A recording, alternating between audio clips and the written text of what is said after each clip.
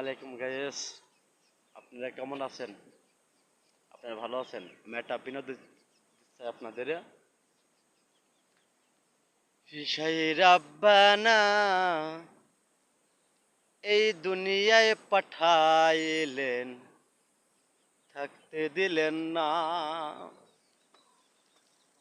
ফিসাই রাব্বানা এই দুনিয়ায় পাঠাইলেন, থাকতে দিলেন না। ঘরে দিলা, বাড়ি দিলা, অনন্ত বাসনা দিলা। ঘরে দিলা, বাড়ি দিলা, অনন্ত বাসনা দিলা।